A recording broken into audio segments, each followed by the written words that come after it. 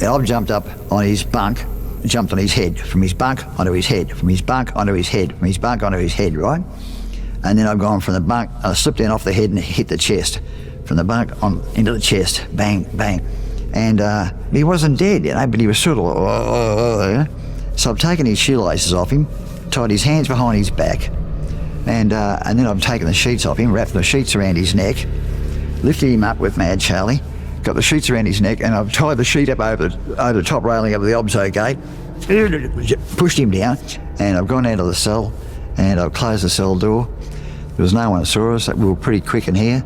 And anyway, at 7 o'clock that morning, they've opened his cell door and found out that he committed suicide.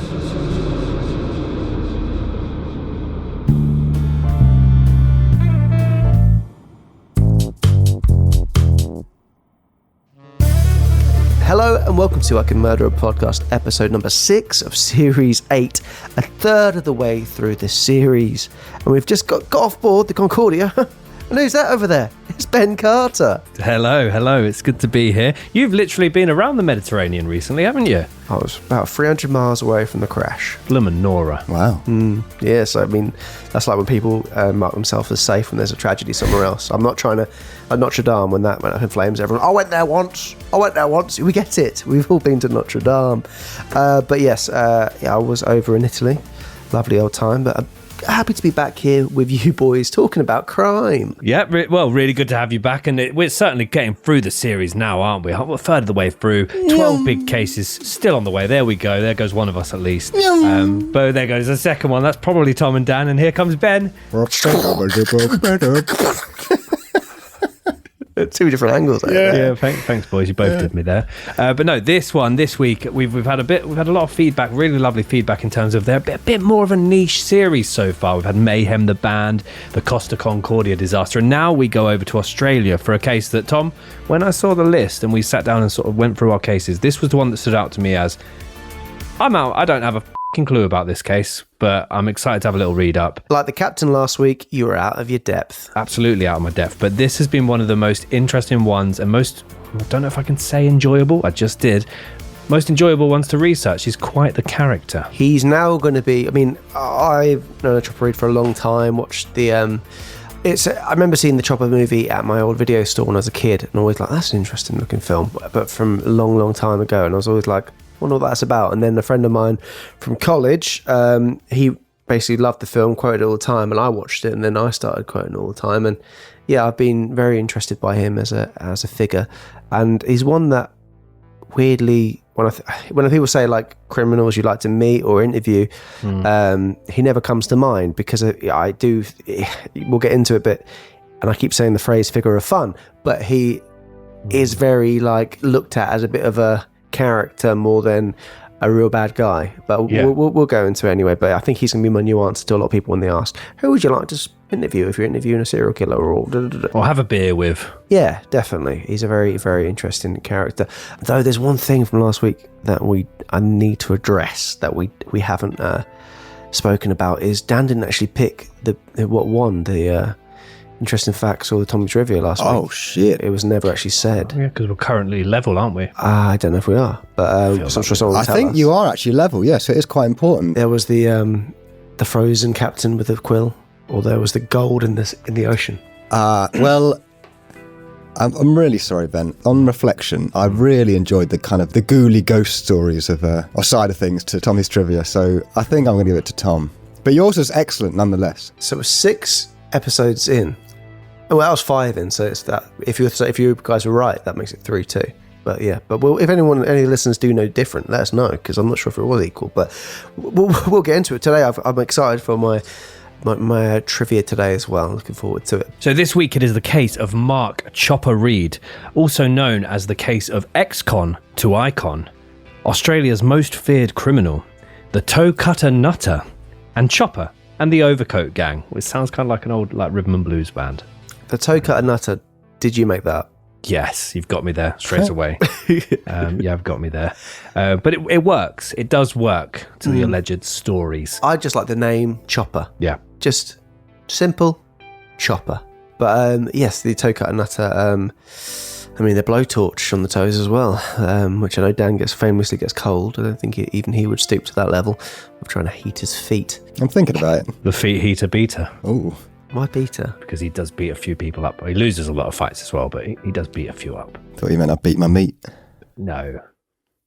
But yes, we're going to do our usual. We'll go through the early life of Chopper Read and then go into the timeline of his crimes, and also discuss what we think about some of the stories. Because he loves to spin a yarn. A lot of people doubt things he said and can't really see the fiction, or can't really see the stories from the fiction.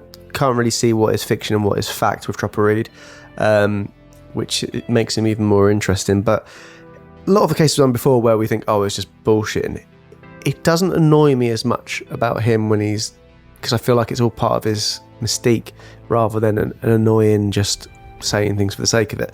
But yes, we'll get into the case of Chopper. So yeah, very excited to jump into this one. I think as well, when we talk about cases we've covered before, sometimes Robert Maudsley comes up as you can kind of see their side. Now, with Chopper, he very much sort of paints the picture of he only stole or committed crimes against other criminals, which I think is highly divisive when he says it. But I think what I like about him is when we have covered some of the other murderers or criminals that like to speak up their own crimes, they kind of very much elaborate on their points, whereas he is so blunt that I believe him. Yeah, he's just got way words as well. Yeah. He has indeed. And speaking of a way with words, we're going to throw over to our lovely producer, Dan, to set the scene. Chopper Read's life and crimes form a captivating and highly disturbing narrative in the criminal underworld of Australia that remains just as prominent now, almost a decade after his death. Chopper's early life was riddled with violence and criminal tendencies, which would be a trend that evolved with him throughout his life. As he grew older, he became deeply entrenched in the criminal world, engaging in acts of violence, extortion, and drug trafficking. He gained a fearsome reputation as a standover man and enforcer, instilling fear in his rivals and associates alike, earning a particular notoriety due to whispered rumours regarding blowtorches, bolt cutters, and the removal of various body parts. Throughout his criminal career, Chopper was involved in numerous confrontations, including shootings and brutal assaults, leading to multiple arrests and convictions. Despite spending a significant portion of his life behind bars, Chopper's notoriety only grew, partly due to his brashness, charisma, and audacious persona, and partly due to the reputation he had formed. Remarkably, he capitalised on his criminal infamy and transformed himself into a best-selling author, recounting his criminal exploits in a series of books. Chopper Read's life remains an enigmatic and controversial tale, embodying the dark and complex underbelly of the criminal world. So yeah, I think from that you can gather it's certainly, I think the aftermath in particular is of intrigue to me, but it's a fascinating case, and I'm really glad that it's one we are covering together today. Australian cases always quite interesting, and we've covered a lot as well. So if you do find our Australian cases interesting, we've also covered on the main channel the Snowtown murders, Ivan Milat, the Port Arthur massacre, Catherine Knight, and we've also done a load of extra ones over on our website, which at the time of recording we've got 121 extra episodes on icmap.co.uk. We've covered the case of Mr. Cruel, the Father's Day child drownings, Chris Dawson, the podcast killer, Gabe Watson, the Great Barrier Reef honeymoon murder, the Pajama Girl murder. There's loads of them, and they all have good case titles as well over in Australia, I find. And Chopper, certainly what the Toe Cutter Nutter, certainly one like no other. A lot of people saying they're against the Toe Cutter Nutter as a name. Are they saying that already? Yeah, lots of people. It's bubbling away actually in Discord. God. Saying about, let's not call it that. But Chopper, a lot of thumbs up underneath that. So let's jump into it. Mark Brandon Read, more notoriously known by his nickname of Chopper, was born on the 17th of November 1954 in Melbourne, Australia. Chopper was raised in a working-class family in a small home on the outskirts of the Melbourne city of Collingwood.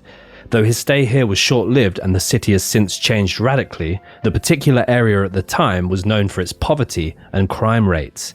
Despite its blue-collar origins, the city is now known as one of the hippest places to live in Australia. And I did a little look into this as well. They've got a big Aussie football team out there. Apparently, Collingwood these days is a bit of a celebrity hotspot. Rob Lowe, Mr. Bean, Dwayne Johnson, Usain Bolt, John Cena, and even the Dalai Lama have all been spotted in Collingwood Football Club merchandise. Oh, wow. Interesting gang. Yeah, I mean, the Dalai Lama, after his recent exploits, I don't think I want him in my gang. Yeah. Anyway, Chopper's father, Keith Reed, was of Irish descent and was a veteran soldier of World War II. Later in life, Keith worked as a tram driver, whilst his mother, Jean Reed, who was said to be a devout Seventh-day Adventist, worked as a cleaner at a local canning factory. And there's loads of speculation as to how he got the name Chopper, but it wouldn't have come from the mum working at a canning factory, would it? That'd be ludicrous. I can't see the link. Yeah, same. Chopping a can? Yeah.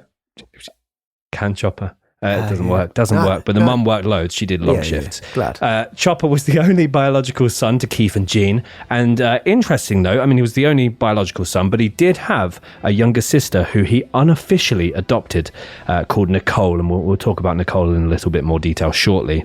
We'll also discuss the parent and family dynamic in more detail, too. But he and Nicole's childhood was far from idyllic, with both of them experiencing several difficulties that influenced their later path in life. So due to the family's financial struggles, Chopper was placed in a variety of foster homes and orphanages for the first 5 years of his life. This took him from Collingwood to other suburbs of Melbourne, including Fitzroy, Preston and Thomastown. Thomastown sounds great. Whilst in the care of the children's home, Chopper very much struggled to fit in. And despite him being so young, this had a profound impact on the child's identity and sense of belonging. On his mother, and we said Chopper has quite a way of words, so we'll be doing a lot of quotes within this episode. Chopper said, if you didn't Aussie accent as well, Dan. That. Fuck that. When I was born, my mother said that I was not a gift from God. Things went downhill from there. My mother was a devout Seventh-day Adventist who placed religion above anything else. I had no mother. She was devoted to her church, and that was it. And you were either with her or against her. Chopper was returned to his parents' custody when he was 6 years old, but this was not without issue. Apparently, his father Keith would regularly beat Chopper for the slightest infraction, or would abuse him at his mother's request or recommendation. Jean, Chopper's mother, was definitely the ruler of the house, with some speculating that his father, Keith, was suffering from post-traumatic stress disorder as a result of his time in the army, and was eager to make the rest of the family suffer just as he did. Though Chopper often avoids the subject in various interviews he has given, it is widely believed that he was regularly sexually molested by a family member for 4 years, between the ages of 8 and 12. Yeah, from some of the interviews I've watched of him, he speaks in very different opinions of his father. In one of the interviews, he was like, "Oh no, the guy was a laugh. The guy, I thought about going Aussie then, but I didn't." But he was like, "Oh no, the guy was a laugh. The guy was a laugh." And then in other interviews, he's like, "Oh man, my dad was mad. I was scared of him. Always talking about guns and right wing stuff, and I didn't like that." But with an Australian accent, that's what it was like, kind of. Yeah, his dad, and even later on, after what he'd gone to do, his dad kind of found it funny and found it in his criminal history quite funny, and he was quite proud of him for doing it, and even berated him for not going further with some of the things that he did. So it's a very odd relationship. So with regards to the abuse that he suffered between the ages of 8 and 12, some have speculated that this abuse came at the hands of his father, Keith, though this has often been dismissed. According to Chopper, his father would go to bed every night with a loaded rifle under his pillow, and just before bed, he would regularly preach to his son about his own far-right ideologies, rifle in hand, whilst also discussing, potentially in an effort to brainwash his own child, the necessity to be prepared and to be armed at all times. On his father, Chopper said, "My dad was a good guy. He gave me weapons and taught me all about how they work and how to look after them. He taught me his moral code and how to develop a love of brutality. I recall him saying one night before bed, 'Remember, son, just because you're going to kill a man is no reason for discourtesy.'"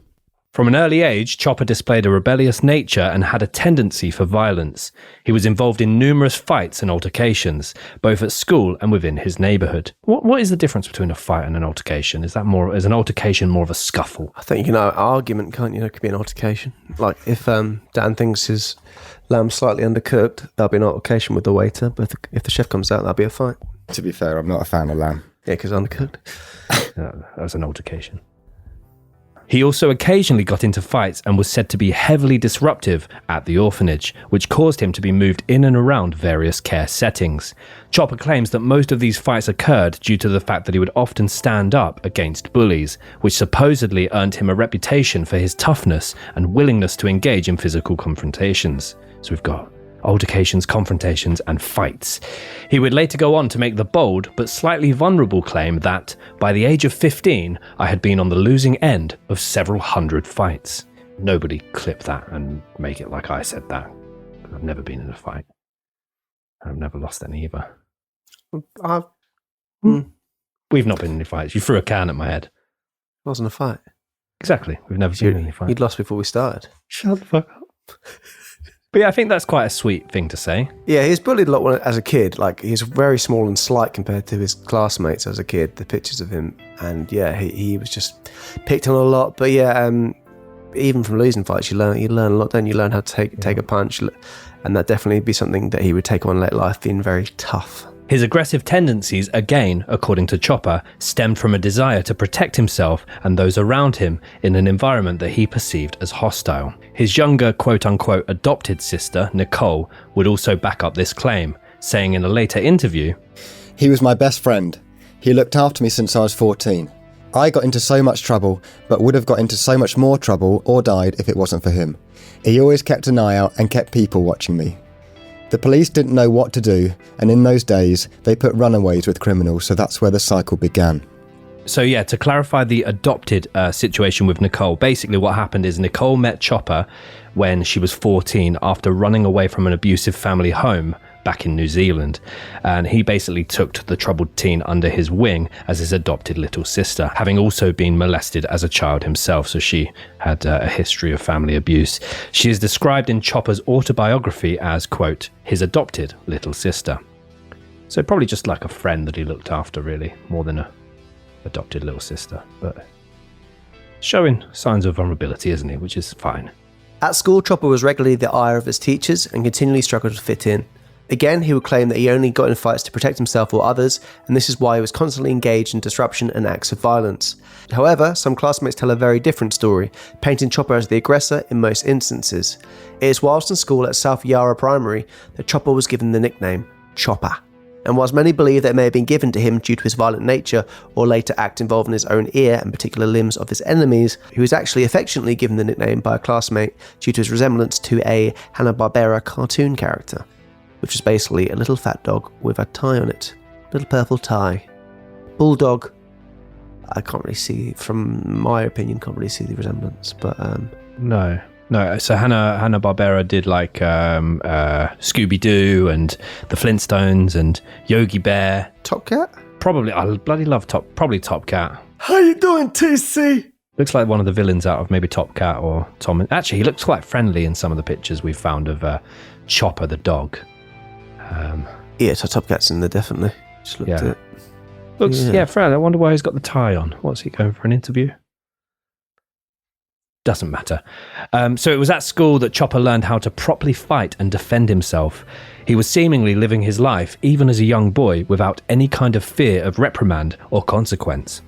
One of his very few friends at school, perhaps it was the one that gave him the nickname, approached Chopper one day and told him, "Shut your eyes and let me hit you. Once you lose your fear of being hit, you're ready to fight. Then you can just wade in and keep swinging until you win." Yeah, that's quite interesting advice there. Keep swinging until you win. Never give up is kind of the way what I'm taking from that. Yeah. Keep swinging your hips until you, fair enough. Yeah, until something drips. What? No. Drips? Yeah, swinging your hips. I was taking that as a sexual thing. Yeah, no, but drips. You get sorted out, mate. Yeah, okay. Get your pipes checked. Yeah. And after taking several punches to the chest and face to the point that he became bloodied, Chopper found that he actually quite enjoyed it. He seemed to condition himself on his ability to take pain, and he liked the fact that he could handle so much of it. Reminds me of like Mick Foley from the wrestling days. Just took a beating but kept coming back. Or Homer when he's boxing. Yes, all about the stamina. Back under his parents' care, Chopper's childhood was also marked by a considerable amount of family instability. His parents' marriage was tumultuous, with frequent arguments and instances of physical violence between the two. The chaotic home environment had a continued impact on him, and he sought solace outside of the family structure, but rarely found comfort elsewhere. As a result of not wanting to be at home and not wanting to be at school either, Chopper found companionship amongst local gangs and, quote, street thugs. I didn't want you to think I'd wrote street thugs because that's kind of probably the lingo I would use, where he developed a reputation as a fearless and ruthless individual as well as an accomplished street fighter. At the age of 13, he joined the Surrey Road Gang and soon harnessed a reputation for himself. And this is where Chopper finally, perhaps for the first time in his life, felt somewhat of an identity. The Surrey Road Gang. RSG. The SRG boys. Oh, yeah. Oh, yeah. On his childhood, Chopper would say the following. I've never stopped to analyse I've never stopped to analyse it. I've never dwelled on it or given it any great thought. What makes me tick? It really it amuses me when other people say, "Oh, I know you." Why is that? "Oh, I've spent so much time with you. I know you." We don't know what makes anyone tick. You know, everyone's a mystery to everyone, and everyone is a mystery to themselves, I believe. Throughout his youth, Chopper had dabbled in various small-scale criminal activities. His troubled childhood led Chopper with little option but to develop his hard man persona. You always get them at school, don't you? Sort of people that like walk around with the chest first. And Chopper would use his skills at dishing out violence and enduring pain, and saw him become the gang leader of the Surrey Road Gang by his mid-teens. So it's a bit quick progression there. Yeah. They engaged in petty theft, vandalism, and street brawls. Were you in a very 40s kind of mood when you wrote this, man? Yeah. Put my pipe down and smoking pipe. And yeah. Great. There were no scuffles or, what was the other word? Altercation. Oh yeah, that was full out street brawls, man. Yeah, man. You can get if those start, get yourself inside. Oh yeah, because street brawls can entangle people. The casual passerby could be knocked out very quickly in a street brawl if they're not careful. That's when it's like a puff of smoke and then it's people arms and legs sticking out. Yeah, that's all you can see. Yeah. I get for some reason that is all my Twitter feed is at the moment. Now that they've done that whole suggested for you thing, all I get is bloody. I got the other week. I got a deer jumping off a roof of a multi-story car park. I don't want to see that. And the caption was like, "Suicidal deer." It was really sad. And the noise was horrific. Bet you watched it more than once. I did a double take. I felt really sad. No, I put it on when I go to sleep. Could have been a moose. Doesn't make it any easier, does it? No. So they engage in petty theft, vandalism and street brawls, often as a means of asserting their dominance and gaining respect among their peers. The gang's petty crimes would also include stealing from drug dealers, intimidation and burglary. By the age of 14, Chopper was made a ward of the state after his mother disowned him for abandoning her church and then getting arrested for burglary. So a ward of the state is essentially a person under the government's protection or custody, and this can be an adult or child with a cognitive disability or someone that the court or government deems to require legal protection until they reach the age of 18 or resume parental or foster care. So basically, his family disowned him and he had nowhere else to legally go. And this would have an impact on him in a way you might not expect later. But as a result of this, combined with the fact that he was regularly getting into street fights and committing petty crimes, Chopper was placed into several different mental institutions as a result.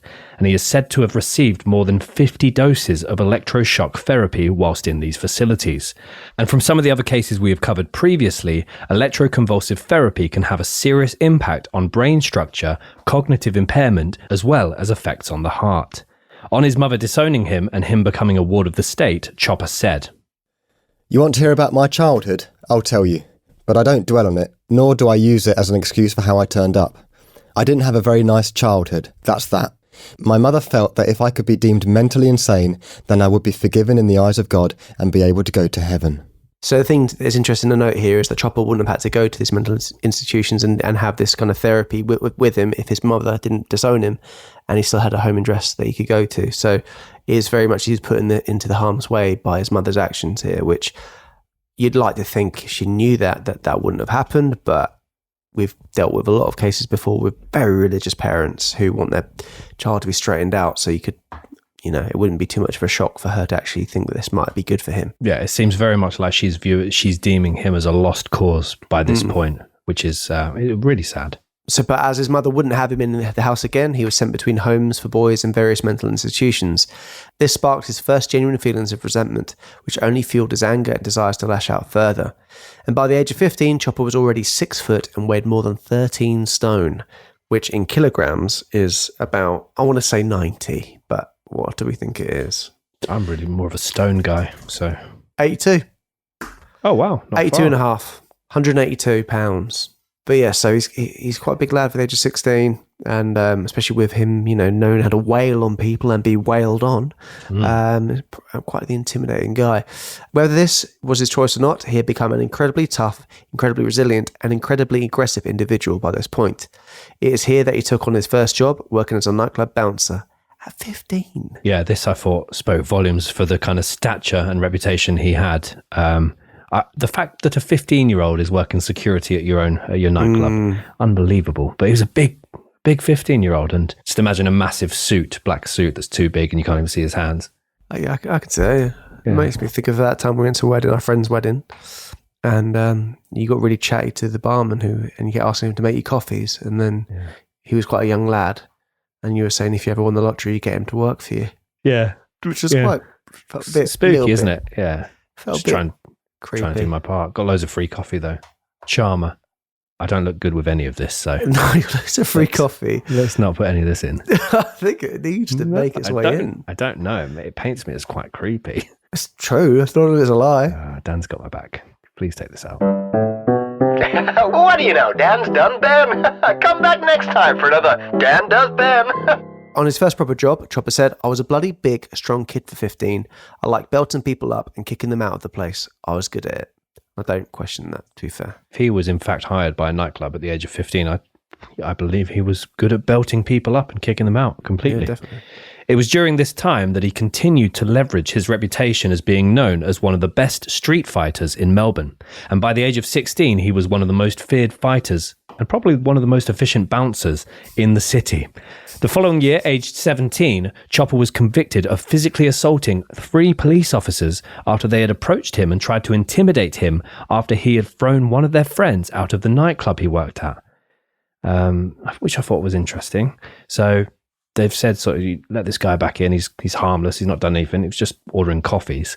And hitting on the young barman. No, definitely not. So yeah, these police officers approach him, sort of try and convince him to let their friend back in the club, and Chopper's having none of it. So he ends up beating up 3 adult police officers. And so he had a very big altercation, scruffle, street brawl with these police officers, and as a result, he was charged with assault. Chopper's criminal activities notably escalated after these experiences, having left his parents' custody and undertaken the involuntary electroshock therapy. As he grew older, so did his brutality. In his late teens and early 20s, he became involved in multiple armed robberies, drug trafficking, and extortion. He associated himself with notorious criminal figures and immersed himself in Melbourne's criminal underworld. Chopper's reputation as a fearsome and unpredictable criminal grew, fueled by his propensity for violence and his willingness to use intimidation as a tool. So although he has got this, I didn't want to say he had an aura about him, but he has got quite a, I don't know. I think he's got an aura. I think you find to say aura's not always a good thing. That's true. Well, he used his personality and his reputation to his benefit, and by whatever means necessary, he would go after his own gang members, other gang members, and he would even go after people in the street. But according to him, he would only ever go after people that were criminals. Chopper had a troubled childhood that played a significant role in shaping his future as a criminal. Yeah, I think he very much played off the idea of being a loose cannon and being unpredictable, and that made him all the more disconcerting for the people, in his company, not knowing what he was going to do next. And yeah, I wouldn't be surprised if he kind of lent on like the electrotherapy and stuff like that and saying how it affected his brain, like him playing that as part of what he did and the way he thinks to make him even a bit more scary for the people around him. In his early 20s, his criminal activities escalated and were mostly associated with robbing drug dealers and brothels and kidnapping and torturing members of the criminal underworld, often allegedly using a blowtorch and or bolt cutters to remove the toes of his multiple victims as an incentive for them to produce enough money in order for him to stay alive. As Tom said, he played a lot off his own reputation. He sort of spoke up his own abilities, and I suppose a lot of his storytelling some people took with a pinch of salt. But this whole thing of cutting off toes with bolt cutters or burning them first with a blowtorch and then removing them, a lot of people have stated that they don't believe this to have ever happened. However, in some interviews and even in his books, he's kind of pointed a lot more towards the fact that it did happen and is something that he did multiple times. Yeah, there's an infamous interview that we'll play a little bit of it now. I always thought the removal of toes with a bolt cutter was rather humane. As I said to a mate of mine, Linus Patrick Driscoll, who was head of a group called the Toe Cutters in the late 60s and early 70s, I thought that cutting people's toes off with a bolt cutter was rather puffy. I thought it was rather effeminate. Why is that? I like a blowtorch, the smell of burning flesh in the air. So yeah, in that he's basically saying about how he actually thought that the cutting off people's toes was quite, in his own words, he said puffy. But then he said that using a blowtorch was the way to do it, and the smell of blood and smell of the skin burning. And he does his infamous chopper laugh after saying that. Yeah, but as like with that whole interview, it's quite interesting one to watch. He is playing up to the camera massively. He did go on to say later on that in reports, he would just elaborate and make things up just for the fun of it, and then see the kind of fear in the people's eyes whilst he's saying the stories. But he would so a lot of things you do take with a pinch of salt. But yeah, I do think he must have taken part in some torture in his time. Well, I did think the whole thing about having toes removed was pretty interesting. Did you? Yeah. Okay. Actually, really interesting. Okay, God. Play that jingle. Ben Carter's Interesting Facts. Oh, welcome back, guys. Hope everyone's had a brilliant, fabulous week.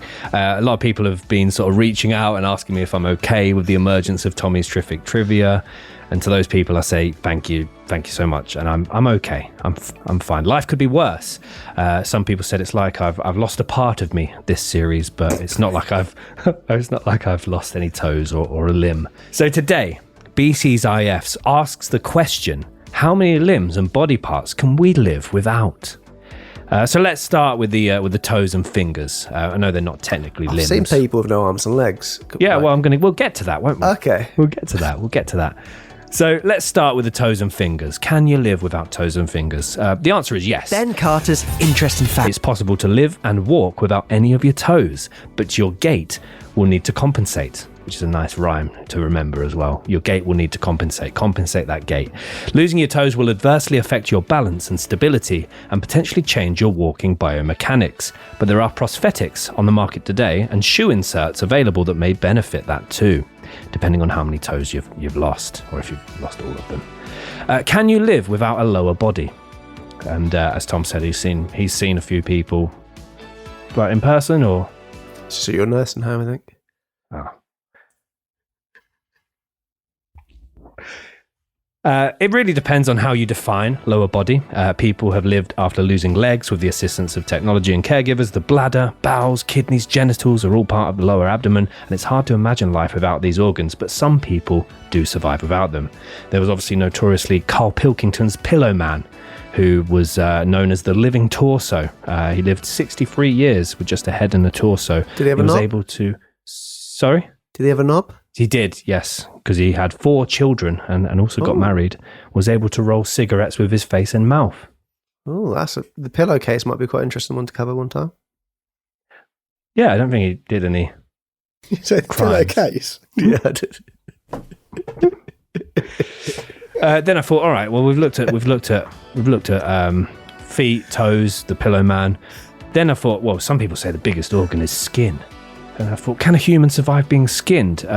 No, they can't. Ben Carter's Interesting Facts. However, they can survive with a full flaying having happened to them.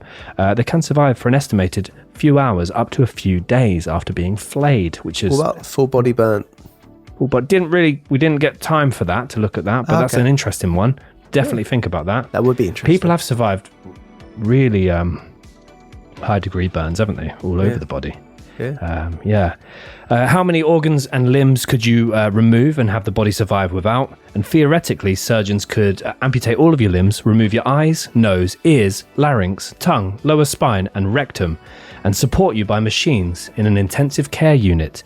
They can also potentially take away your skull, heart, and remaining lung, which using the machines, they'd be able to keep you alive for a very short while, but they could still keep you alive. I don't know why. I wouldn't say there are any people out there actually actively doing this. Yeah. But then we got onto the bit that I found really interesting. So then I thought, right, can you live without a heart? Because some of the sites I went on suggested that you can. A lot of girls say you have. Heartless Carter. An individual named Stan Larkin. How many days do you reckon this guy lived without a heart, but with an artificial variation of a heart? 4. 4 days. Okay. Danny boy?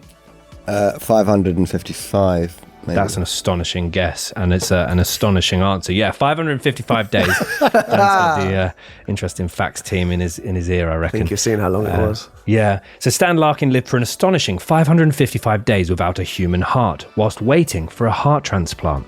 The 25-year-old father of 3 from Michigan had a rare form of cardiomyopathy, which meant that he was able to live for 555 days outside of the hospital using a total artificial heart, which is basically a load of machinery with some cables and pumps in a backpack, before eventually going on to receive a heart transplant. Apparently now he's absolutely thriving, according to his doctor. Now, Larkin didn't realise that his heart was suffering until 9 years ago when he collapsed without warning whilst playing in a basketball game. And sadly, his brother Dominique, who's just a year younger than him, was found to have the exact same condition too.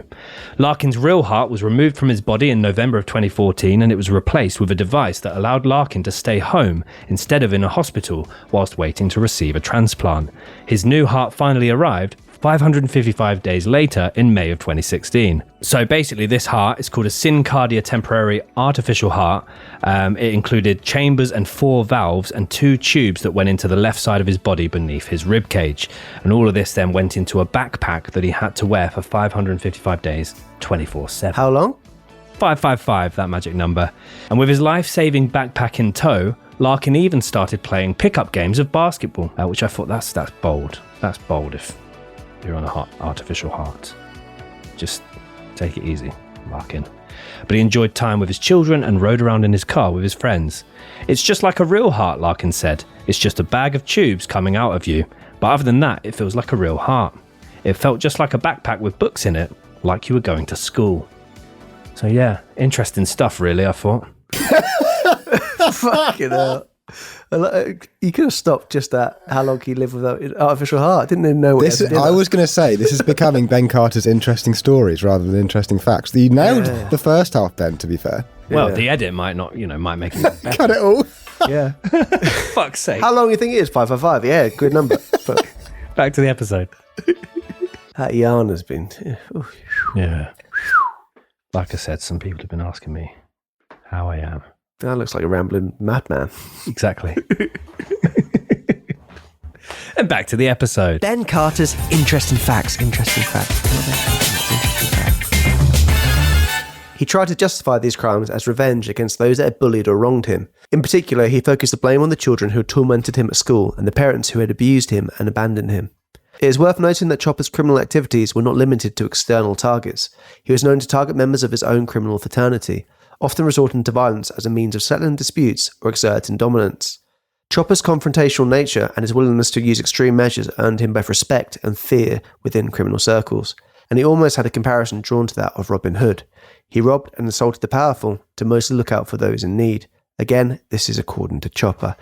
And with that, I think he saw himself as the person in need, as he would take the money for himself. It wasn't going around dishing it out to loads of people, but he thought if people are getting money from, dealing heroin and getting people addicted to heroin, and, why do they have a right to be swanning around with money? Why can't I have their money?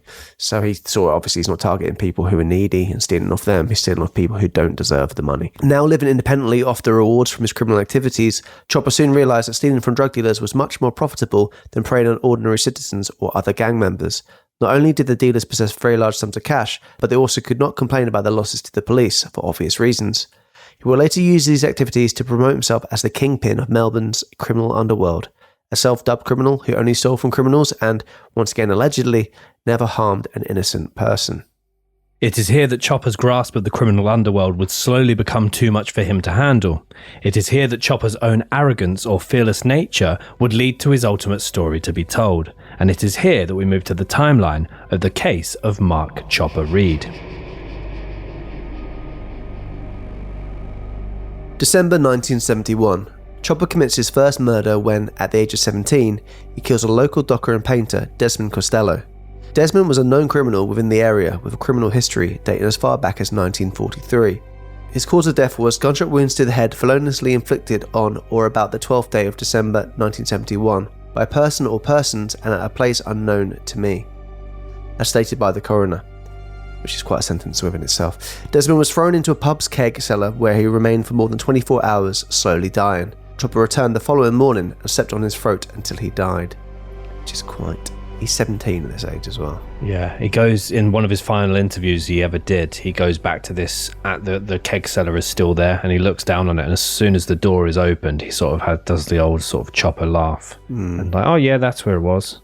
And sort of, yeah, apparently this Desmond Costello was making threats to him and saying that if Chopper came near him, he would remove Chopper's weapon and place it up his anus. And Chopper didn't like that very much. This murder would later be told to be the result of an organised kill. Desmond's body was found at the Eastern Freeway on Alexandra Parade in an excavation pit. It was only after fingerprint analysis that the body was confirmed to be that of Desmond Costello. Now that the investigators knew the name of the man's body, they traced it to his last known movements before his murder, but the investigation fell flat when Desmond's co-workers on the docks would not give any information, as other fellow co-workers had been shot and assaulted at around the same time. So basically, yeah, they're almost like a mafia-like hold some of these gangs had on the city at the time. Chopper himself would not reveal who the organised hit came from, and that's something that, again, he would take to his grave. Later in life, he would just claim not to know and not to remember, but yeah, he would never actually say who told him to kill Desmond, so some have even speculated that literally was the wrong place, wrong time for Desmond, or he said the wrong thing to Chopper, and that's why he did it. Although Chopper was not sent to prison for this murder, he would be sent in December of 1971 for violently assaulting a group of bouncers. These bouncers were allegedly beating up his friend, and so Chopper stepped in, and unbeknownst to Chopper, the bouncers were also off-duty policemen. In a later interview, when asked, "What was your involvement in Desmond Costello's murder?" Chopper calmly responds, "I was just the bloke that killed him. I don't know why, and as I sit here now, I couldn't care less. Why had nothing to do with it." In early 1974, Chopper reclaims the life of his next victim. This time it was Reginald Edward Isaacs. Reginald was a child sex offender and had first been convicted of this crime in 1952. He had a history of mental illness and had been discharged from the army after he was deemed medically unfit on psychiatric grounds. He attempted suicide in 1950 after a failed drowning. Reginald was found dead in his cell, and it was thought that he hanged himself. With a history of suicidal thoughts and abuse, it seemed that suicide was the most probable answer for his death. Yet in Chopper's final interview before his death, Chopper tells how he and his friend Charles entered Reginald's cell and beat him to death before displaying his body to make it appear as though it was suicide. During the interview, Chopper tells of jumping repeatedly on his head and back, but when this didn't kill him, he suffocated him to death in a bedsheet. With this one though, he does say that they tied his arms around his back, behind his back, and then hung him essentially, which obviously if someone's committing suicide, how are they going to do that? So yeah. It's a bit of an odd one. Obviously, we know with child offenders and paedophiles in prison is they're the worst of the worst. Apparently, it was kind of said between the prison mates, anyone that sees him, it's your duty to basically take him out.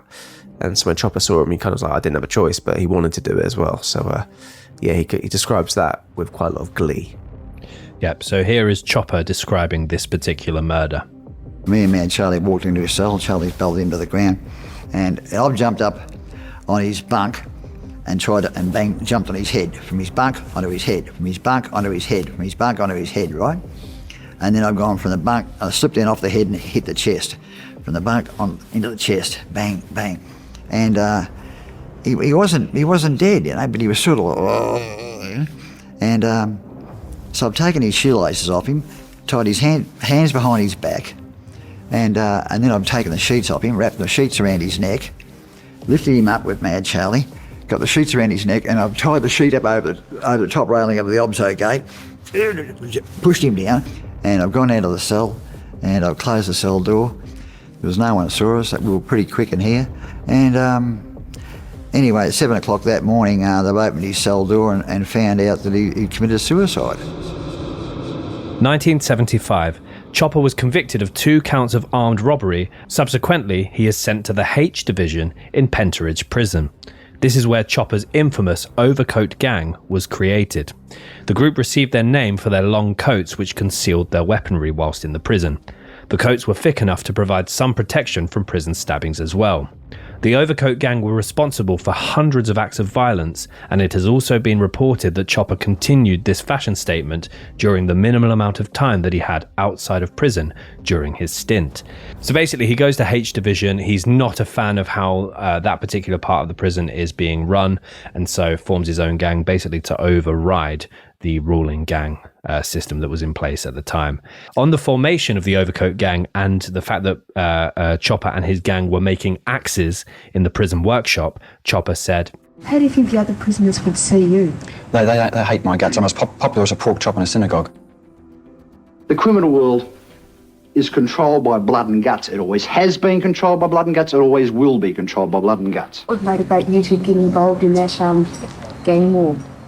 Well, I just didn't like the faces of the people of the opposition. They when I arrived in B Division, they seemed to have everything under control. They were making all the home brews and getting all the dope in and organising everything and running around the place like kingpins. And so I thought I'd rectify the situation. And we had some homemade axes made up down the engineer's shop, and there was me and a couple of other friends. I made them wear overcoats, and we had axes up our sleeves, and we went around and dealt with the situation. I do.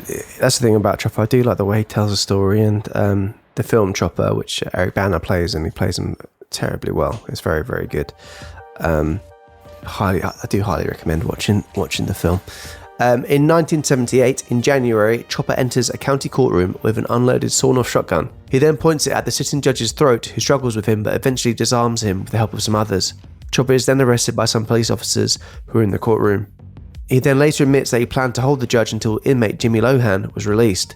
He then received 14 years in prison. Jimmy is a key figure especially in the film, and just goes to show what Chopper would do even for a friend, going to that extent to try and free him. In February 1978, Chopper asked another inmate to cut parts of his ear off in Pentridge's H Division. So it's quite a famous part of the film. He basically feared for his life in prison. He had numerous people trying to go after him and get him in that ward. He asked to be moved. They said, "No, we're not going to move you." And he's like, "Well, they're going to kill me." And he was like, "No, we're not going to move you. Too bad." And he's like, it's a famous scene in the film where he's like, "I'll be out of there by the end of today." And they're like, "No, you won't." He's like, "Yes, I will." And then he basically gets another person to chop his ears off.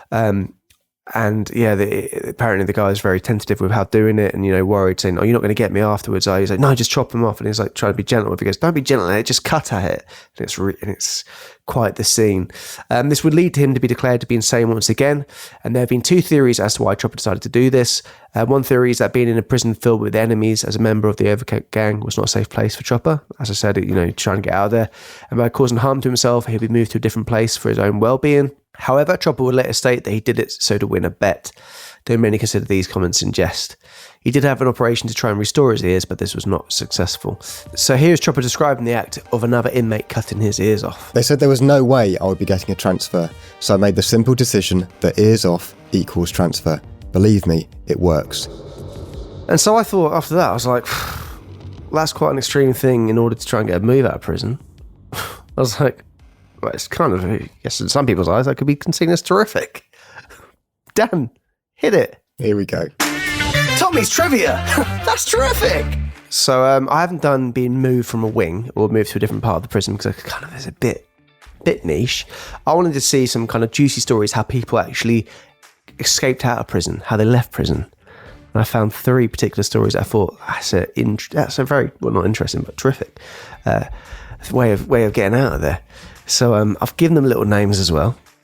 So the first one's called Juicy Freedom. Ooh. In 1986, an incarcerated man's wife named Nadine had been taking helicopter lessons. Her husband Michael, who was locked up, came up with a very odd way to threaten the screws in order to let him go upstairs in the prison. And the thing that he used here to threaten the guards, nectarines. Oh. He painted the nectarines to look like grenades. And he threatens the guards with them, and they let him onto the roof of the prison. And from there, his wife, who was now quite the helicopter pilot, picked him up, and they landed in a nearby football field. Nectarines. His wife was caught and arrested, and Michael was actually shot, but he survived after a failed robbery attempt. So, that was the first Juicy Freedom. Juicy Freedom. I don't know how we got these things in prison to make a nectarine look so explosive, but I've got an interesting one there. This one I called... Paint it with shit. Maybe. This one I called Key Details. So there's 3 prisoners in the UK who escaped by memorising the outline of a key. They all worked in the prison sheet metal shop, which is quite random would have there. And they all had the necessary tools to make this escape. So they basically memorized the guard's master key outline and made a replica, and that essentially allowed them to open every door in the prison. Which is absolutely bizarre. And they didn't just make a key, which you think they could probably do that quite sneakily. Allegedly, they also made a 25-foot steel ladder, which I don't know how. And they also made a homemade gun, apparently. So they were caught 4 days later from escaping. Homemade gun? Yeah, homemade gun. Which Christ. I guess you could make a fake one. Like if you can get away with nectarines, more of a gun shape, but it's metal, you'd probably be. So they're caught 4 days later trying to map out a plan to steal a plane. It's like, just go underground a bit. Stealing a plane. This last one I call, he didn't, did he? Oh. He didn't, did he? And this is about a South Korean inmate who was a yoga practitioner for 23 years on the outside before he was arrested. After being just 5 days in prison, he was so sick of it in there that he managed to squeeze himself through a food slot that was only 5.9 inches tall and 17.7 inches wide. So he got his yoga body to do that, and apparently it only took him 34 seconds. This escape will get nicknamed the Korean Houdini, hence the Houdini did it, from journalists, but he was caught just 6 days later. Probably on a bender, as in drinks. Yeah. But yeah, that is Thomas Trivia. I thought, just some interesting little stories about escaping prison. Tom, that is terrific. Thank you very much. If anything, just to, drive you forward a bit, push you for greater heights, perhaps, Ben. I'm going to give this to Tom. Thank you, mate. I'm looking forward to next week, Ben. Yeah, not really. Anyway, back to the case. Tommy's Trivia! That's terrific! You're still doing a great job, Ben, honestly. In December of 1978... In December of 1978, it seems as though tensions may have been lifted as Chopper, Lonan, and another inmate escaped H Division and climbed onto a roof. Great timing. On the roof, Chopper hit himself with a piece of nail-studded timber several times. The group were eventually caught and taken back to their cells. So I don't know necessarily if this was an escape attempt. It was certainly maybe something to go along the lines with himself trying to make himself look a bit more maybe unstable at this point. But yeah, it's quite a scene, and it's unrested the entire prison. Not long after this, Chopper was stabbed repeatedly by members of his own gang, who wanted to kill him because they feared his thirst for a prison gang war was becoming uncontrollable. Chopper survived, but lost several feet of bowel and intestine in the attack. Bowel, please, Carol. Yeah, that sounds horrible. Yeah, in the film, they try and play with the storyline in terms of how linear all the things are that happen, and yeah, that scene is quite I'm going to keep recommending it. I'll stop doing that. But yeah, very much worth a watch. August 1979. While serving time at Pentridge Prison, Chopper is stabbed in the stomach. He had an altercation with Jimmy Lonan after Lonan feared Chopper was trying to hurt every person who was not in the Overcoat Gang with an ice pick to the back. Chopper received stitches, which he then allegedly split open the next day doing push-ups. So also just worth noting there that Jimmy is the person that obviously tried to basically get away from the judge, and he's serving 14 years, and then Jimmy's stabbing him.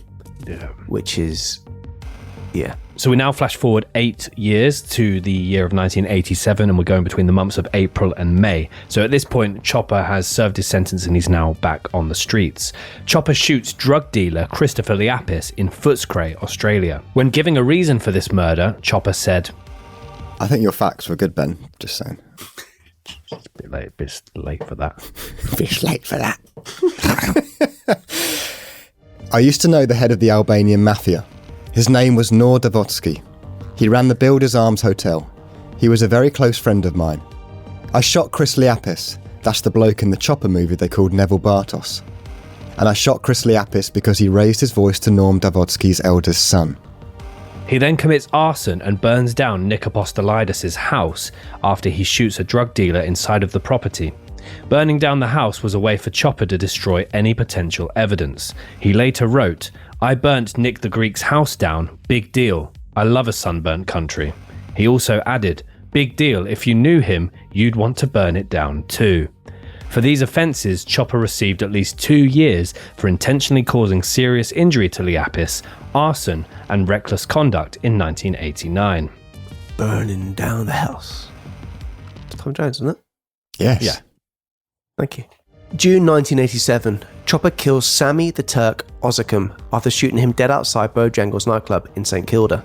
Sammy was a drug dealer. He was 27 years old and was found at 8:30 a.m, with it being estimated that he'd been shot in the left eye less than 1 metre away. Chopper claimed that this killing was in self-defence when he later went to trial, and surprisingly the jury believed him and found him not guilty of manslaughter. Although he would never serve time in prison for the murder, even Chopper was surprised with this when he was acquitted, and he even said, "Everyone swallowed it. I couldn't understand. When I killed Sammy, that wasn't self-defence. That was outright fucking murder." He claimed that Sammy had a gun and he basically took the shotgun out to protect himself and shot him, but apparently there's no gun involved whatsoever. When he's, we'll play this this interview for you now, so it's quite funny when he's actually describing how he couldn't believe he got away with this and the fact that he'd outright murdered Sammy. He's going into quite graphic detail about how he committed this murder, and then when he says that was outright fucking murder, he apologizes for swearing whilst also describing murder in quite graphic detail. So yeah, it's just, I found that quite funny. So we'll play that for you now. When I killed Sammy the Turk, that wasn't self-defence. That was outright fucking murder. Sorry, it shouldn't be swearing, but that was outright murder. I told the armoury squad that night that it was self-defence. I said he grabbed the gun out of the front of me pants, and I grabbed the shotgun out and click, click, click here, and I'll go and bang through the head. And I thought to myself, if anyone believes this story, they got rocks in their head. 1990, from the inside of his prison cell after being sent back for his serious injury to Liapis, arson and reckless conduct, Chopper had begun communicating via letters to a journalist. This journalist, named John Sylvester and Andrew Rule, compiled the letters together and then created the first in a series of books. So this would essentially go on to become what Chopper would release once he finally got back out of prison. November 1991, Chopper is released from Pentridge Prison and decides to move to Tasmania. However, he soon finds life in the countryside boring and too quiet, and after his later release from prison for committing more offences, he would eventually make his way back to Melbourne in 2001. It is believed he went to Tasmania because at the time gun laws were very lax there, which is... that would change, wouldn't it? Yes, and there's the infamous interview where he's basically showing off to a reporter and shooting bottles out of this guy's hand and stuff like that, just basically just being very... cavalier. December 1991, Chopper's first book, Chopper from the Inside, is self-published. The book was continuously reprinted due to its success. The book has been said to be badly written, cliched, chaotically organised, and partly bogus by crime writer Pete Corris, but people loved the book. So I was done reviewing your interesting fact. Chopper himself said that posh people love gangsters, and in the book, Chopper claims to have been involved in many killings. He writes, "I regret nothing." May of 1992. Chopper shot an associate. So good. May of 1992. Chopper shot an associate of his, Sidney Collins, in Tasmania. Sidney apparently fought too much, and so he was shot in the chest by Chopper. He had also invited Chopper to his wedding, but had demanded an $8,000 gift. Again, there's an interview with Chopper about his reaction to being told he needed to give an $8,000 gift for this wedding, and he was very unhappy about it. He was head of a motorbike gang, and apparently that was just the done thing, which... Chopper didn't take too well to. So after shooting him in the chest, he allegedly took Collins to the hospital, and he told him shortly before taking him to the hospital, "You're a staunch bloke, you won't say anything." He then asked Sidney if he wanted to be taken to the Lemon Tree or to the hospital, with Lemon Tree implying that he would bury him. And Sidney was very keen on the hospital at that point. In August of 1992, Chopper was taken to court following the shooting. He allegedly shouted during the trial, "If I wanted to shoot the prick, he would be dead." Sidney ended up losing one kidney in the shooting. Eventually, however, the jury convicted Chopper of causing grievous bodily harm to Sidney, and he was sentenced to serve 8 years in prison. So he would now serve a sentence in Tasmania in a different prison to the one he'd served in before. It was also in 1992 that Chopper made a very infamous television interview, which Tom made reference to, in which he literally played Russian roulette with a live round in his pistol, firstly pulling the trigger to his own head and then to a journalist's head, Renee Brack, before firing the live round into the sky afterwards. So I don't know, because there's a shot of him holding the gun, then there's a shot of him. It all seems like one continuous shot. I don't think it was for the cameras, but she looks absolutely mortified when the actual live round goes off to the sky.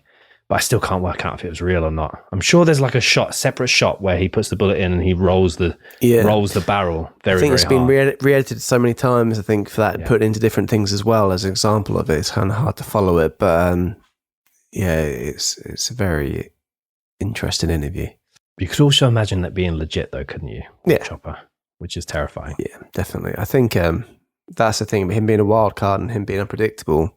The film very much painted him as being very paranoid as well, and always thinking people are out after him. And he did take a lot of drugs as well. So, and obviously with the therapy he had as a child, I'm sure it all affected him later on in life. In 1995, Chopper married Mary Ann Hodge whilst incarcerated at Risdon Prison in Tasmania. Mary Ann was an Australian Taxation Office employee. The couple were going to have one son named Charlie, who is allegedly named after Mad Charlie Higalaji, who was killed by a gunshot. Chopper and Hodge would later divorce in 2001. On his son being born, Chopper said, "Fatherhood changed me. I reckon I became a human being at 45 when I saw my first boy born. That's the moment I joined the human race. When I was 50 and I saw my second boy born, I became a fully paid up member of the human race. I have no regrets, but those moments told me what I should have been.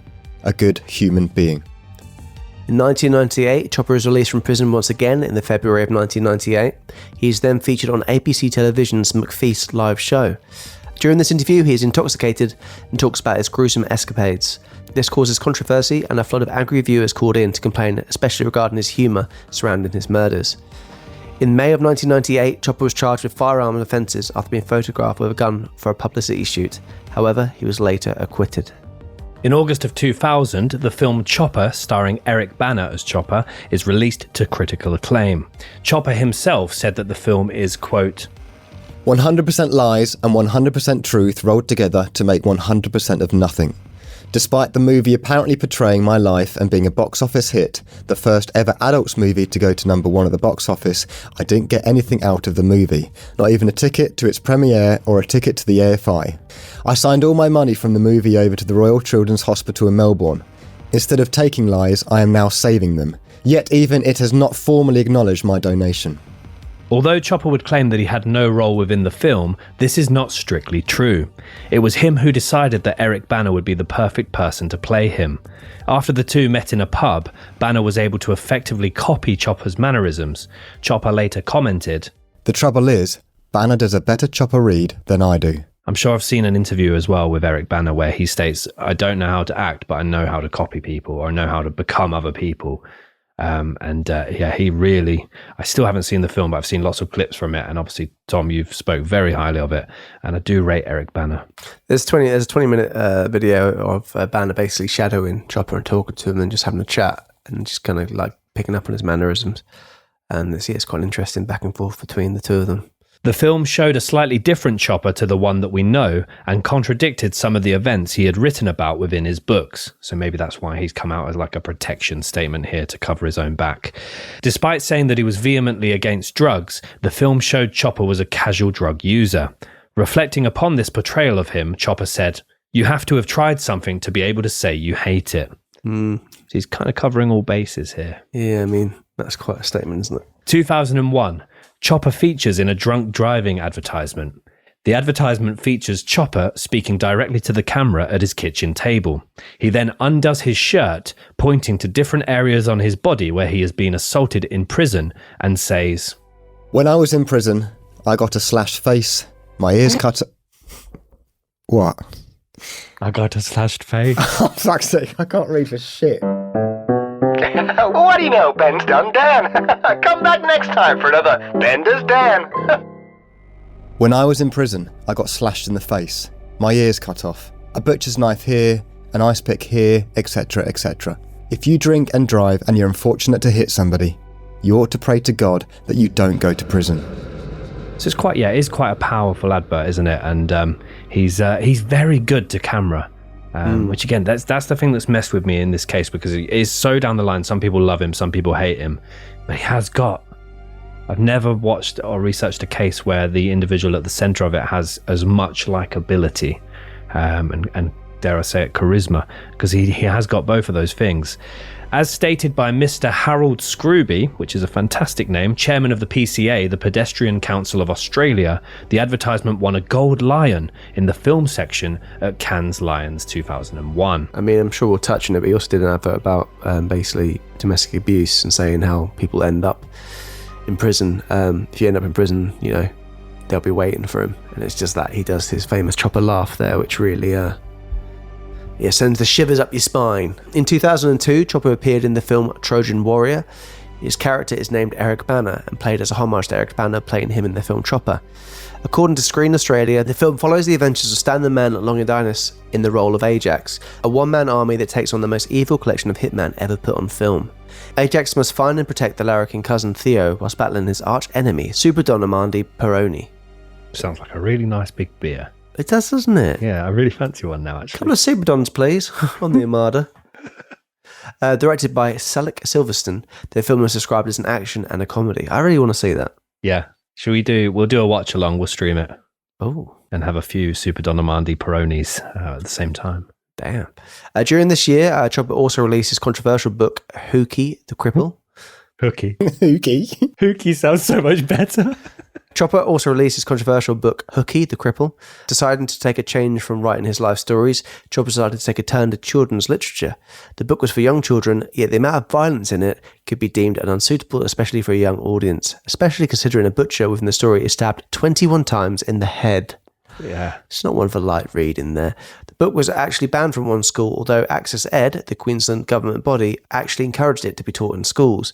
Reflecting upon the controversy, Chopper said, "Ban it, just go out and ban it. I'm going to make a fortune if they ban it." He then added, "Political correctness is turning Australia into a nation of Tupperware people." Wow. Quite like Tupperware people as a phrase. I love his final interview as well, when he's like, will I be remembered as a great person? Will I be remembered as a great artist, a great writer, a great poet, a great singer? And he does the Chopper laugh.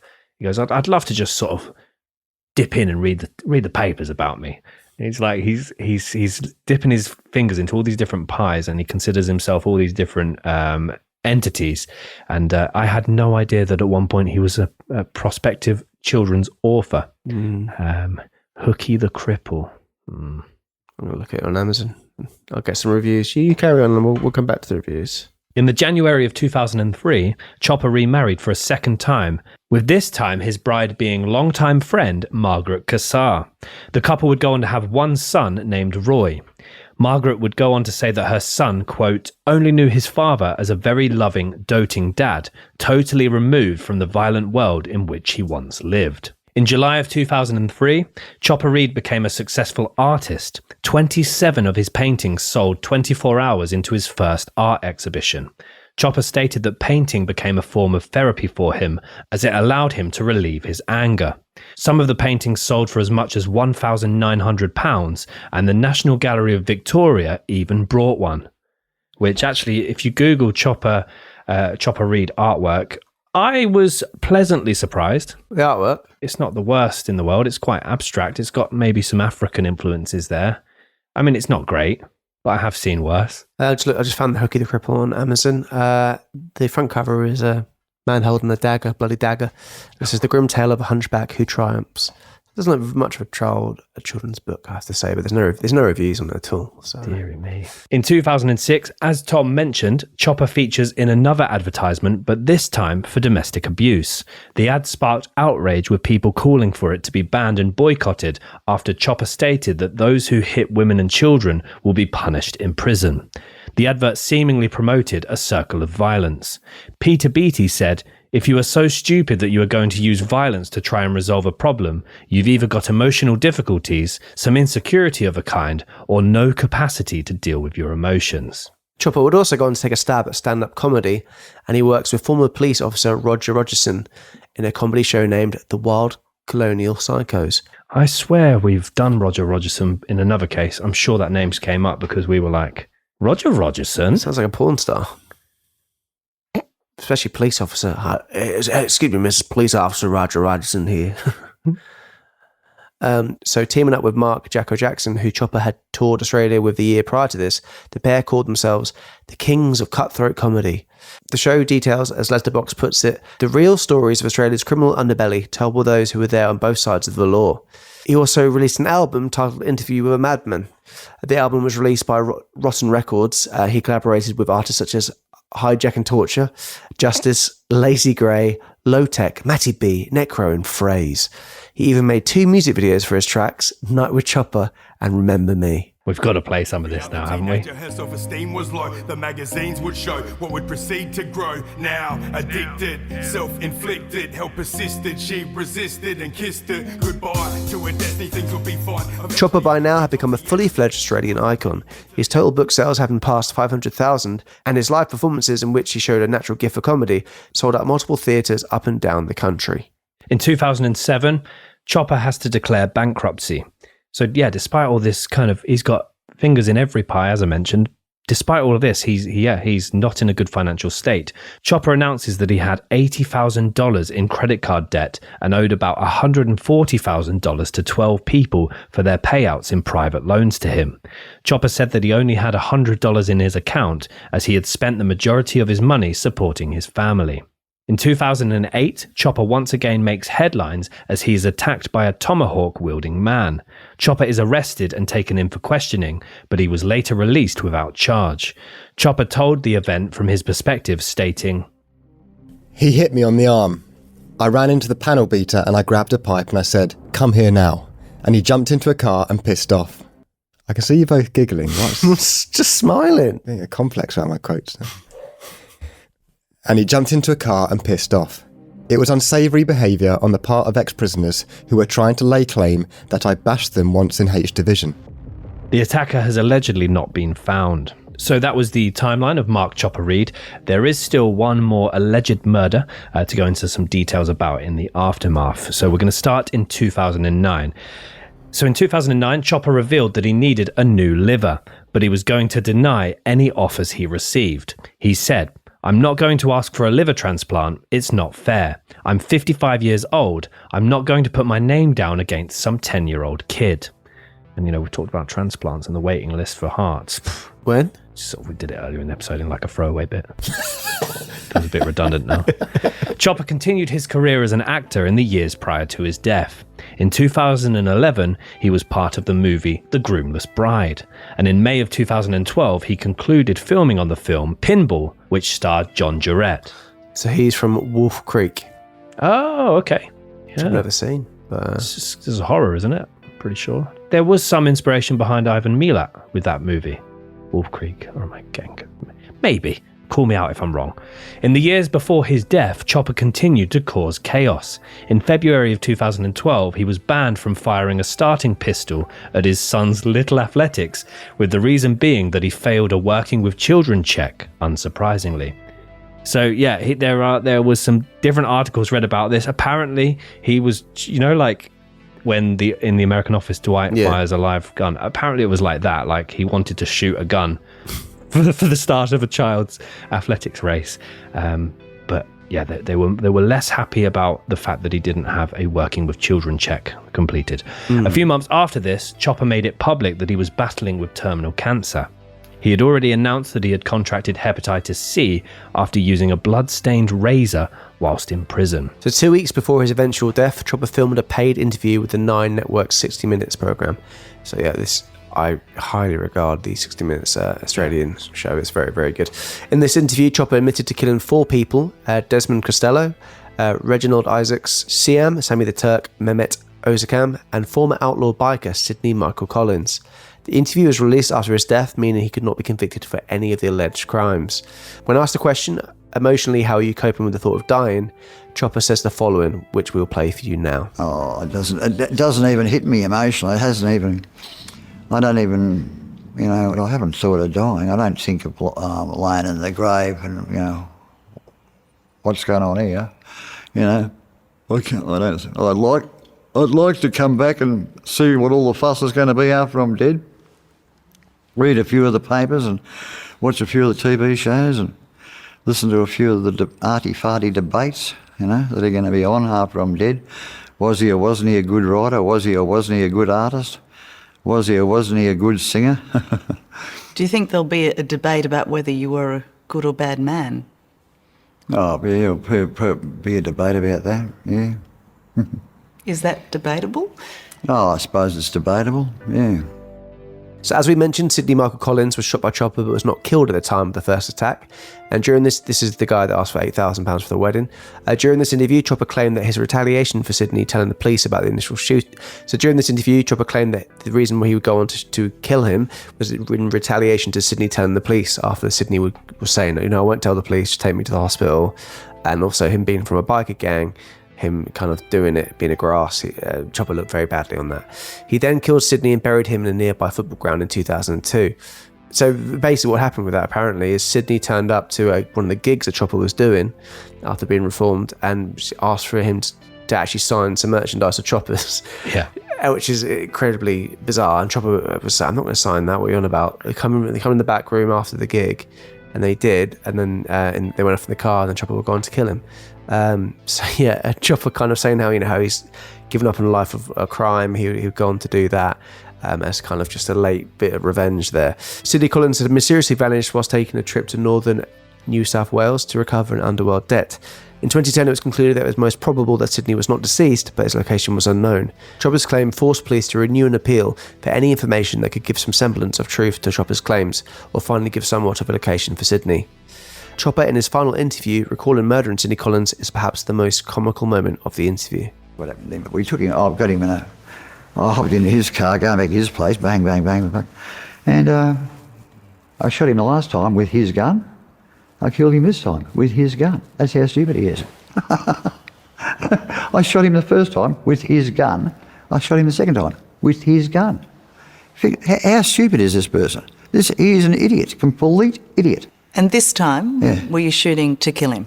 Oh, yeah, this time I was shooting to kill him. Last time he just got it in the guts, had a trip to hospital. Very Christian last time. Not this time. Bang. Why did you murder him? Because he was an absolute turd. So yeah, as you heard, when asked why did you murder him, right at the end of this interview, his final interview. So he was essentially taking these, because he died not long after this interview itself. It was only a handful of days after this interview that he would pass away. So he was essentially not wanting to take anything to the grave with him. Some people still dispute that he wasn't behind the death of Sidney Collins, but when asked why did you murder him, he responded, because he was an absolute turd. Because he was an absolute turd. Just like that. On the 9th of October 2013, Chopper Read died. He was 58 years old at the time of his death. His manager announced that he had passed and his battle with liver cancer was now over. He died at Royal Melbourne Hospital. He turned from Chopper Read to Chopper Red. That's very good. That's very good. Chopped red. That's even better. In 2014, there was an auction for some of Chopper's possessions. These possessions included a Christmas card with a disturbing poem, his brass cigarette lighter engraved Mark Brandon Reed 1000%, and a Polaroid self-portrait. In the series of items to be sold, a newly released bunch of letters were sent to Renee Brack throughout 1992 and 1993. So she was the journalist that was on scene in that very, very infamous interview, and where he fired what could have been a potentially live round to his head and then her head before shooting it to the air. The collection of 18 letters showed a sinister side to Chopper. He detailed in these letters that he was a, quote, no-eared monster. He also explained how he would like to kidnap her. In one particular letter, Chopper, the no-eared monster, said, "Believe it or not, I really didn't shoot Sid Collins. He was shot, then driven to hospital, thus saving his life. I'm supposed to have shot him and then allowed him to be driven to hospital. The milk of human kindness does not run that thick through my veins. The fact that the nitwit was allowed to live should have crossed me off the suspect list." So yeah, this particular letter was in regard to the first time he shot Sid Collins, but again, some people took from that he wouldn't have been then able to go and shoot him a second time, which obviously he could have done, and I definitely believe that he was responsible for that one. There has also been speculation as to whether Chopper was a police informant. As quoted by Mr. Noel Ashby, it sounds strange given his history. He always had a strange respect for police, and no one ever felt endangered by him or threatened by him. However, a level of respect does not necessarily mean that he was an informant. And yeah, I've not found any kind of interviews where they would ask him whether or not this was the case, and I would love to have heard his reaction to that, because I'm sure he would not have been a fan of that question. Andrew Rule stated on this particular theory, "I know that he was often friendly with people when it suited him, prison officers and police when it suited him, but he probably caused more trouble for them than they did for him in various ways. He caused a lot of trouble for some police, so I think he might have exploited his contacts, but I don't know that he did any sort of high-level informing." Whether Chopper was an informant or not, we will most likely never truly know, as his death just leaves this question unanswered. And again, if he was at any point some kind of high-level informant, you would think that when he was trying to get moved prison wings, he wouldn't have to cut his ears off or have his ears cut off to do this. You would think that if he had friends in higher places, they would simply just move him. In February of 2023, Charlie Reed, Chopper's son from his first marriage, was charged with a number of driving, drug and firearm offences. To add to these charges, Charlie was also facing sentencing for burglary, stealing $7,000 of cigarettes from a service station, and unlawfully possessing a dangerous article in a public place. This is quite sad when knowing that in 2013 he said during an interview, "Most people are pretty good, some say nasty stuff, some just assume I'll be a criminal too. I've had comments from school kids like, why don't you just go to jail now?" He couldn't move out of his father's shadow, and he did end up actually following in the same footsteps as his father. Since his death, people have been debating whether we should be celebrating the life and crimes of Chopper Reed, and people have argued that it's a hard question to tackle with Chopper because he only hurt those who had done wrong. Whether or not you agree with celebrating him or not, you cannot deny that he was a gifted storyteller, even if his stories were heavily embellished. He liked to boast that he killed 19 people and attempted the murder of 11 others, but also famously said he would never let the truth get in the way of a good yarn. And he is very good at yarning. He's one of the best, I'd say. He's a good yarner. So yes, that was the case of Mark Chopper Reed. Truly fascinating one. Dan, did you know much about this case before we jumped in? Absolutely zero. Yeah. It's one that, as I said throughout the case, it's definitely worth kind of watching some videos of Chopper. Watching the film is a good film, even though he didn't seem to particularly like it. But it's, definitely worth a watch. Eric Bana is very, very good in the film.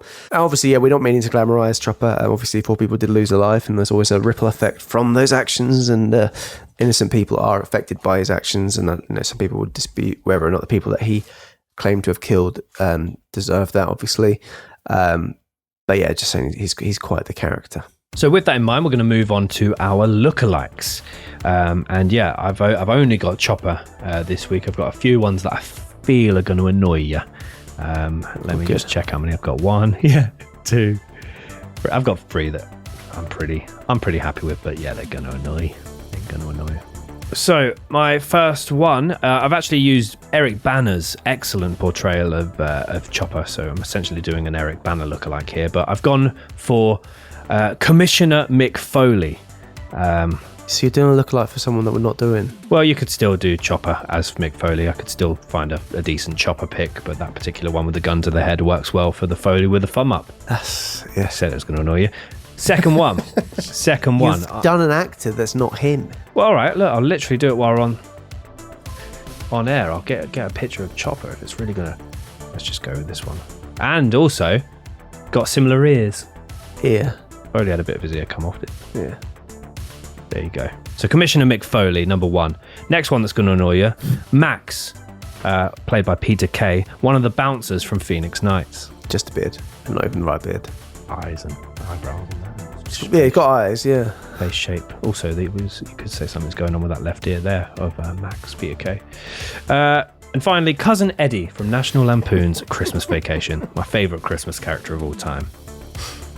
It's just bad on bad. No, they're all pretty good. Oh, I hate how much Dan enjoys that. Mine's not. Got a worse one I didn't even use. Look, I didn't even use that one. Fucking hell, that was literally just a moustache. Steven Seagal.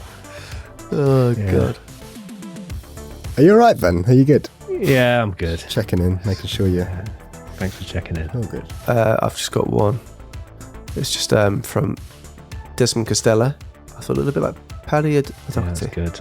That is good, actually. Yeah. But I was really struggling with Chopper, but it looks like Ben was as well. But that is the case of Chopper. We hope you guys might have learnt a bit about the person who I don't think he's that well known, especially over here. But yeah, very interesting character. I might look and see if he's done an audiobook. Probably unlikely. It's probably too late for that, but we'll see. We shall see. But yeah, thank you for joining us for this week's case. So we'll be back next week with another big episode, the 7th episode of Series 8. A bit of a mystery this time. We've done a bit of everything so far this series, and now we're going to go over to a bit of a mysterious set of circumstances and a slightly more recent case as well. So we're excited for that one. And we're going to a part of the world that we've never been to before. So yeah.